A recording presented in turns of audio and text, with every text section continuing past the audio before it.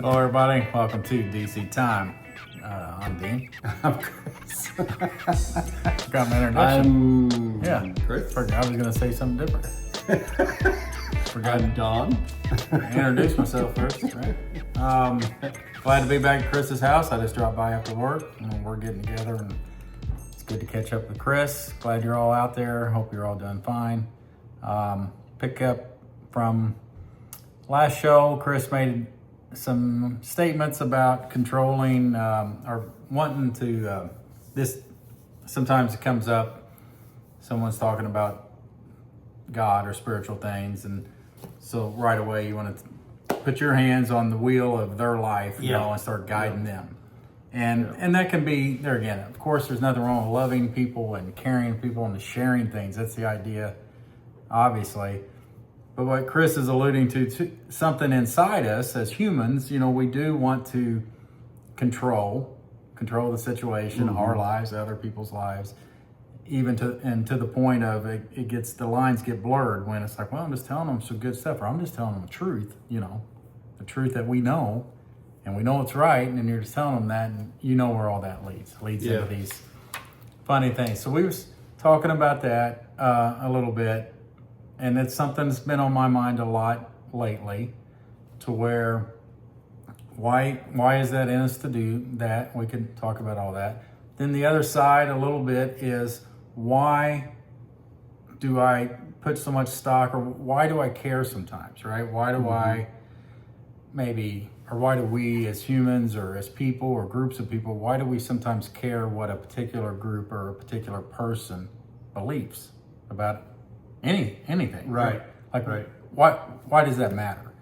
Is that a question to ask sometimes? Like, well, this person's thinking, or look, this person believes that. Oh, okay. What does that matter as far as your journey goes? As far as my journey goes. And I just think there was something in me, for whatever reason, I don't know if it's a human thing or something, you're trying to find that right box, trying to find that right belief system, that right way to form, doctrines and ideas, or something to get under all this is right. So now I look at it more like Chris talks about this freedom, being on a journey. We're all on a unique journey. You're on your journey, I'm on mine. How can that be wrong? If we believe in a sovereign God, we do here. If you're new to the show, we believe God is sovereign. A lot of people say that. Chris just said that this morning, that a lot of people say it. Do you really believe it? If you really believe it, and then that starts knocking out free will, it gets wild real quick. Yeah. Because then all of a sudden the problem, all this stuff, you start questioning what's really going on. Yeah. We believe that this loving Father of ours has a plan for you, for us. No one's getting cheated. How can that be wrong? How can that be wrong in what you're, what you're doing this next week? And so that frees us up, or frees my mind up, to where sometimes, why may I get caught up in if somebody thinks this or thinks that? And so I just want to put that out there in case, that encourages you. Right. Or to question your own self. Why am I caught up? What does it matter? What do you think? What do you think about it? And hopefully we can, as far as steering each other's lives, you come in and out of people's lives. Hopefully you can encourage each other, love each other, help them along. No judgments. Yeah. Help them along their way. Hopefully we can get some help along our way, from people that comes in and out of our lives. And Father knows what he's doing. There's reasons he places us in and out of each other's lives. Right. So we trust that. We trust in that gives us peace. Yeah. I saw a woman this morning on TV, and she has a podcast or something, and it's all about her relationship with Father. And one of the statements she made was, he's created you, and then he's created a walk for you. It's just your job to walk it, and I thought, wow, there it is, he's sovereign right up until he's created the walk. And now your responsibility is to walk it. And I could have a good conversation with that person about, hey, how far did he go? He just did it up to that point, that type of stuff. Also, the hands on the steering wheel I was sharing with Dean.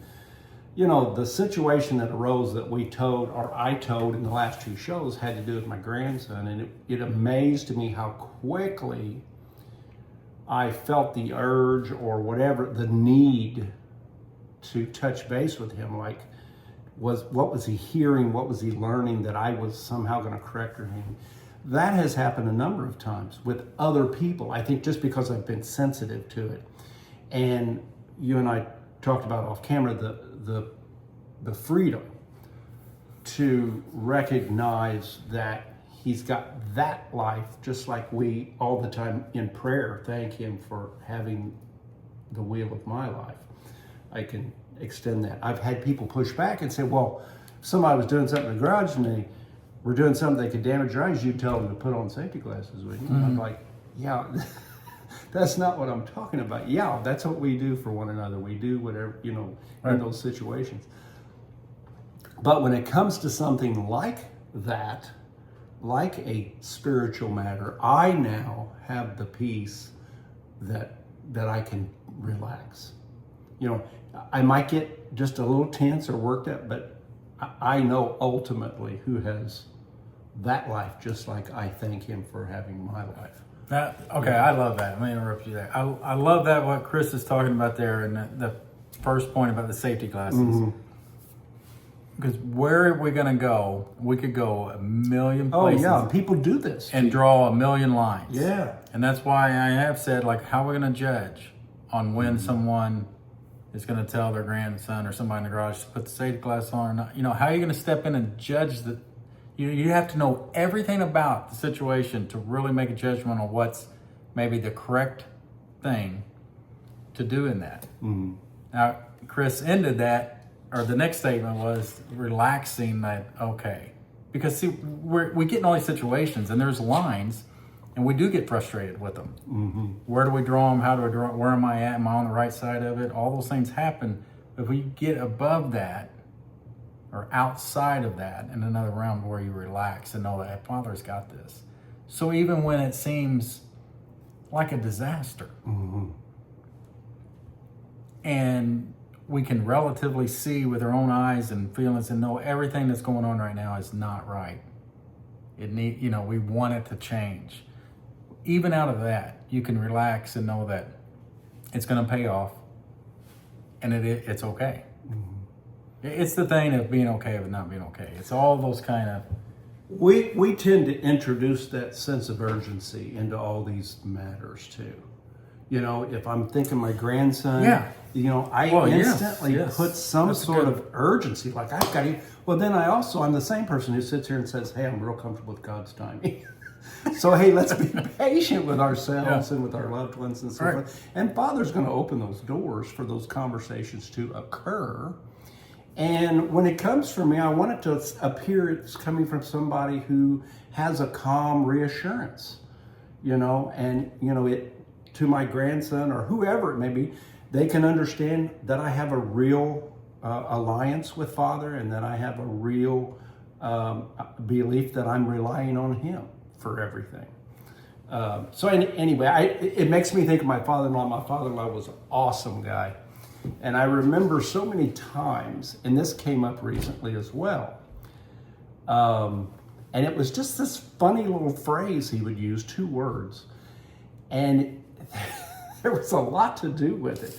Somebody would ask some big question or ask if something was a certain way, and it might be scripture or anything, and Tom would nod his head, maybe so.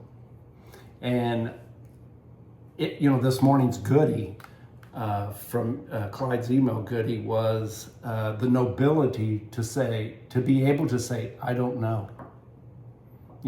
Dean and I've talked about this a million times. Yeah. We had the urgency. We placed the urgency on ourselves to know all this stuff so that we're ready for an argument. How ridiculous was that? What kind of peace was that we had? But the freedom to be able to say, you know what, that's a great question. I don't know. Maybe we could look that up together, or you look it up on your end and I'll see what I can find or whatever. That's okay. That is so okay. And it reminded me of Tom saying, maybe so. You know, it wasn't accusatory. It wasn't, hey, you're on that side of the fence, I'm on this side of the fence. I liked it, you know. Also this week, and I'm trying to remember, I think this might have been a movie trailer that came up, and it was an adage. I later looked it up, and it was an old Indian adage. And I liked it because it immediately, for me, it sent me to Colossians 3, 1 and 2. And the Indian adage says that a chief or an elder is talking to a young Indian, and he says, there are two wolves in your life. One represents darkness and despair, and the other wolf is light and hope. Which wolf wins? And the little one thought, finally looked back, and the elder said, the one you feed. And I thought, man, that's so true for me. The things that I feed, too many times they are terrestrial. They are earthly concerns, and they get me all out of whack. I've laughed and joked with Dean, and I've told my wife that because we're doing shows like we have been doing them, Dean and I are not getting together weekly. We're getting together bi-weekly, or maybe a couple of weeks go by and we get together the third week or whatever. And I've had moments of just being out of sorts. Yeah. You know, and I've laughed, and even my wife has said, I think you need to get with Dean or something because you're out of sorts, you know. Yeah. And yeah, Amos said the same thing. That adage made me think of that. And of course, Colossians 3:1 says, if then you were roused together with Christ, be seeking that which is above, where Christ is sitting at the right hand of God, be disposed to that which is above, not to that on the earth. Mm-hmm. You know, and that's a big thing. We have talked about that before. That's helpful to set our minds on those things above. And then knowing, to back up what we said about sovereignty, we're free, and I know Chris is. He's the one that's helped me a lot with the sovereignty. No matter where you find yourself, and if you find yourself in a despair-ridden place, or you find yourself wanting to, why am I not doing this? Or, well, there's no shame, guilt, or anything about any of that. You can rest knowing that, oh, that was part of my journey. There's reasons for that. Mm-hmm. There's reasons for being out of sorts, like Chris said. Yeah. There's reasons for what we're going through on our journey right now, and what you're going through is the overreaching thing. So within that, yeah, of course, we're going to have all these individual unique journeys. And why not be there for each other and, you know, care for each other in a way to where, instead of trying to, I don't know, well, just like the real life example right now, Chris, if I heard you right, you said out of sorts. Mm-hmm. Well, is it my job to get Chris back in sorts? Hey, he needed to be out of sorts for the last couple of weeks. Yeah. If he was out of sorts. Good point. Yeah. Right. So why do I have to? Oh, well, Chris is. You know, now obviously in that example, if he was calling me out, you know, I'd want to try to do something. But that's what's funny about me. I'm like, he would say, put your safety glasses on. I'm definitely going to be like, I don't know. That's where I'll be saying, I don't know. Because I'm not one to give good. I'd be like, oh, well, I talk to you tomorrow. I'm not good at that anyway. So you might want to try. Anyway, you can be at peace with yourselves, with each other when these things do happen. That's all part of the plan. Ultimately, that frees you up to go through these things, or frees me up to go through these types of situations when we do find ourselves. Because, like I said, we are these humans living in this world with a million distractions every day. Mm-hmm. We're trying to, or we're not. We don't even know how to try to keep ourselves going. Or what are we doing sometimes? Right? We all go through this daily routine that what we do. So it is comforting. There's another way to look at it, is these old things you learn as kids, you know, being thankful for things. And you become thankful when you know there's a loving Father, that He's sovereign, that He's got it. You can become thankful. Yeah. Even in these times of despair. Yeah, it's changed my prayer life so much more to be thankful. You know, that's a emphasis in my prayer life for all things. That's another thing we kept bringing up the last couple of weeks was the operation and all, when he says all. When I pray, I so often say, open my heart, my mind, and my eyes to the things you would have me lay hold of. You know, and so that's a reliance on Father for what you're going to show me. When, you know, what are you going to lift up the veil on, you know? And he's teaching me to be patient about that. And I'm real comfortable with that today. I used to not be so comfortable with that. I walked around wanting to have a certain amount of knowledge, and now I'm like, oh, his timing's so much better than mine. And I'm learning to wait. It's good. Your advice to others, or what you told me, it's not on them. It's not on us to produce these things that we want. Oh, yes. But So we cry out for them. Yeah. We're going to cry out for it. But yeah, you come to the ultimate realization it's not on us to produce it. We can't produce it. I don't know where I'm going to be at, my headspace out of sort in a couple of weeks. Yeah. I don't know what's going to happen. No, we don't know what awaits us and on our journey. And what about our beliefs? Yeah. What are we going to believe? What about all that? Do we control all that? You know, it gets wild. Yeah. If you start, you know, thinking in those terms and how limited we are and how much we do rely upon the Father. We believe He's the one that's controlled our journey. Yeah. And I'm just thankful that some of the things I do now take hold of that gives me peace. I'm very thankful for that. It is very evident that our journey has been progressive. We have more knowledge today than we did 25, 30, when was it, 1996 when we started riding together, 97? And yet I say I don't know all the time now. Yes, yeah. You said it like I don't know earlier. That's what I'm saying it to myself all the time. All the time. But yeah, we do have a lot more knowledge. But and to me, we've had more realization. We've been open to it, and I think Father has graced us with certain understandings that we hold right now. Not that, and then we're also in this comfortable place where, hey, that might be expanded upon. Yeah. That current understanding might be expanded on. That's been the process. That's been what we've seen. So the other passages I wanted to go to today, Ephesians 1, 18 through 23. This is really, really pregnant with meaning. A lot of this passage, it's so good. There's so much there. Starting with verse 18, the eyes of your heart having been enlightened. Doesn't sound like it was on me to be enlightened, does it?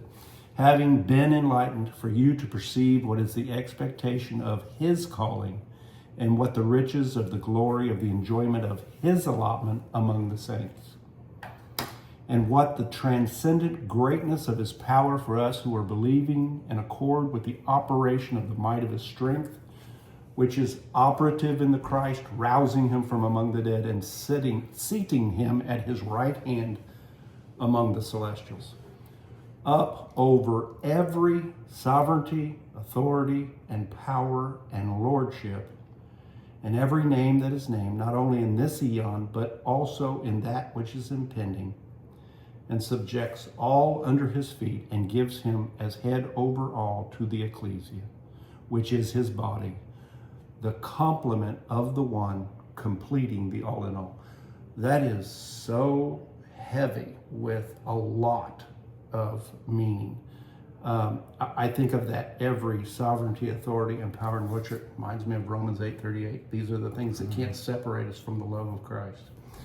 And then what we understand or have come to know about sovereignties, authorities, powers, and lordships, these are a military type headings, you know, and you and I believe this speaks to that celestial hierarchy.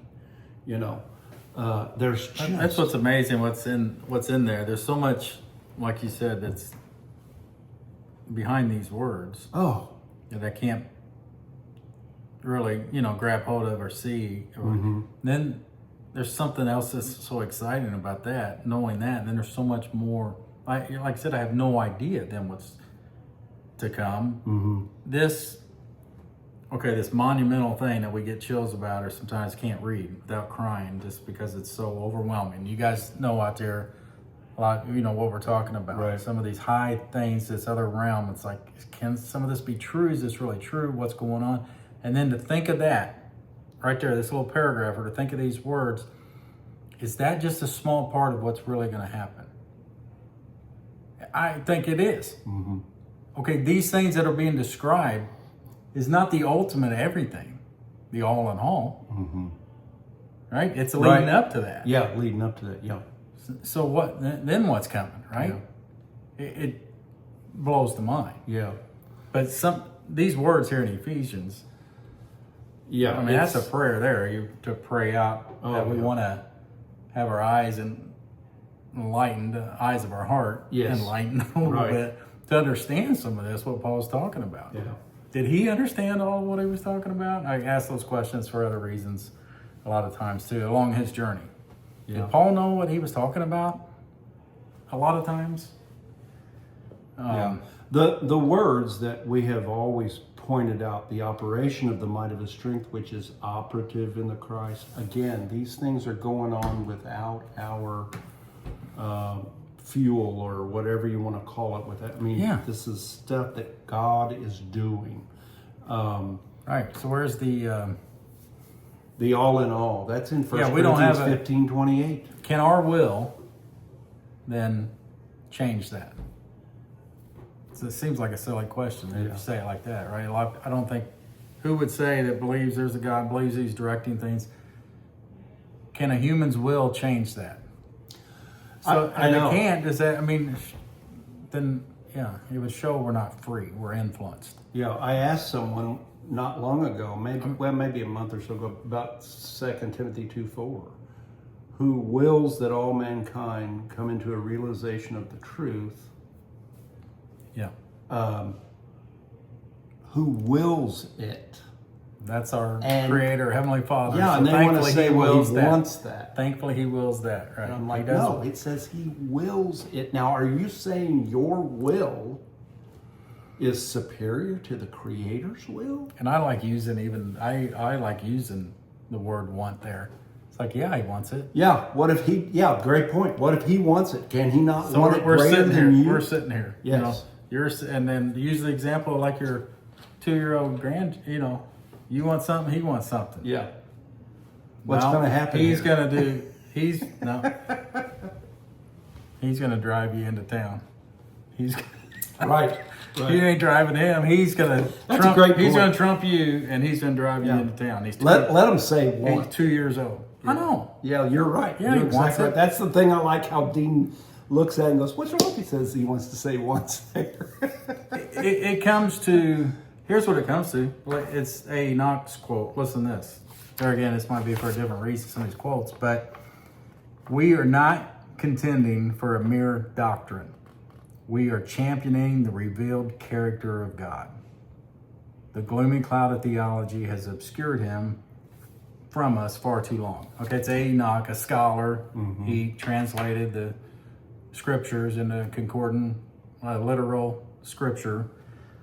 So a scholar here, and he's talking about the revealed character of God. That's what we're talking about. When you get into knowing and believing in this Father and a character, a good, loving character that he possesses and has, well, if he wants something to happen, what's wrong with that? What's wrong with coming under that? Okay, that's we'll go with that. He wants it to happen. I mean, why not go with that? Why? How could you fight that? And then that's so good. I'm so how glad can we fight? Yeah, I'm so glad you read that. The gloomy cloud of theology has obscured. You know, we just talked about our walk being progressive, and I lived for a huge amount of my life with a sincere fear. Was I getting it right? Yeah. A sincere Yes. fear. Yeah, And one in which it made me continue to do sinner's prayers and all these things. And today I can say I don't have any of that left in me. It is gone. It's been replaced for me with a love for my Father, because I'm beginning to understand the character of God. What is it? 1 John 4:8 says God is love. Yeah. There you go. I mean, love just chases out fear. And man, I'm there. I don't have any more fear in that regard. There is nothing in me that walks around going, oh, I hope I got this right. It's gone. It's replaced with, oh, I serve a loving God. Mm-hmm. You know, and it's not just me he loves my grandkids. He loves my buddy Dean. He loves my wife. He loves my mom and dad. Mm-hmm. I'm so in love with the journey now. You know, I'm excited. Yeah, that's good. I love when we talk about good we can't exhaust the storehouses of his truth. That just means that for whatever period of time that Father has prescribed for me, the rest of my days on this earth, means there's something new he can be showing me all the time. Mm-hmm. And you and I have talked about, man, that just, when that veil comes up and something comes through and it hits and we're like, oh my gosh, of course it was that way. How did I not see it before? Right. You know, and it's exciting. It is exciting. Yeah. And a lot of these journeys, like I said, we're going through the time periods of being out of sorts. Of course, humanity, this life is, we could make the case, is out of sorts, right? So when you're going through the suffering and going through that, yeah, you hang on to these deeper truths, these deeper thoughts that Chris just shared. You hang on to that, knowing there's even a reason for that. There has to be. It has to pay off. Yeah. It has to be for It makes the greatest sense to me today, thinking of it that way. So we can try not to judge ourselves and each other, and when we're going through it, when we're, personally or others, and we're all hurting. Yeah, if we can be there for each other. Mm-hmm. To me, that's something to think on. And instead of being all tied up in, like he said, we're not contending just for mere doctrine. Yeah. Like that's the thing, right? And that's how I grew up, of course, and how you probably, so many people in this world, I think that's how this world is. Well, you've got, it's like, Dean, what's wrong with there's a right and wrong. What's wrong with being on the right side? Right. How do you argue against that? I mean, I'm not going to pick wrong. I'm going to pick right. I mean, I get that. I know what you're saying. I know what the world says. There's more to it than that. Yeah. And the evidence for me, just another thing where the fear has dropped away, the softening of my heart. Yeah. For when I see the struggle around me. Oh, yeah. And I can be really empathetic to a brother or sister going through something. And that has been rejuvenating in a way. Where the judgment drops away and the more important is being there. Sometimes just being present matters so much more. Your dad, the whole time I've known your dad, that's your dad. He's present. Oh, yeah. Whenever he's around you. Yeah. And you just know there's no judgment. He's love.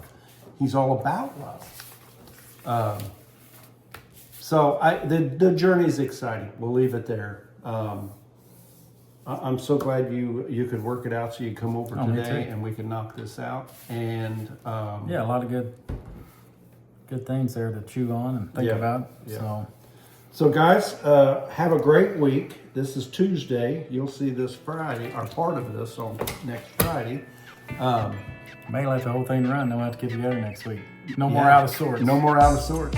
It's about a 30-minute show. Sounds like that'd be the longest one yet. Whatever, it doesn't matter to me. I'll be glad to get back with you. All right. Take care, guys. See y'all.